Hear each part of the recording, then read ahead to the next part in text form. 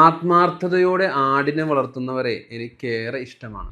ആടിനെ വളർത്തുന്നവർ കേവലം ഒരു ജോലി ചെയ്യുന്നവർ മാത്രമല്ല, മറിച്ച് ചരിത്രം സാക്ഷിയായ ഒരു സംസ്കാരത്തെ പിന്തുടരുന്നവരാണ്. നിങ്ങളൊന്ന് നോക്കൂ, ലോകം കണ്ട എല്ലാ പ്രവാചകന്മാരും അവരുടെ ഏതെങ്കിലും ഒരു ജീവിതഘട്ടത്തിൽ ആടിനെ വളർത്തി എന്നത് ആട് വളർത്തലിനെ ഒരു പവിത്രമായ നിയോഗമായി മാറ്റുകയാണ്. വിവേകമില്ലാത്ത ആ ജീവികളെ സ്നേഹത്തോടെയും സഹനത്തോടെയും നയിക്കുന്നതിലൂടെ ഒരു പറ്റം ജനതയെ നയിക്കാനുള്ള കരുത്തും സഹനവും കാംക്ഷിക്കുകയായിരുന്നു ആടുവളർത്തലിലൂടെ. വെയിലും മഴയും സഹിച്ച് താൻ വളർത്തുന്നതായ ആ ജീവികൾക്ക് കരുതലൊരുക്കുന്ന ആ മനസ്സ് വലിയ വിശാലമാണ്. ലളിതമായ ജീവിതത്തോടും ആ തൊഴിലിനോടും ആത്മാർത്ഥമായ ബന്ധം പുലർത്തുന്നവർ ആഡംബരങ്ങളെക്കാൾ മൂല്യം നൽകുന്നത് സ്നേഹത്തിനാണ്. ഓർക്കുക, ആടിനെ വളർത്തുന്ന വരുടെ ഹൃദയങ്ങളിൽ പ്രവാചക തുല്യമായ ഒരു ശാന്തതയുണ്ട്. കാരണം അഹങ്കാരമില്ലാത്ത ആ തൊഴിലിലൂടെ അവൻ കരുണയുടെ പുതിയ പാഠങ്ങൾ പഠിച്ചുകൊണ്ടിരിക്കുകയാണ്.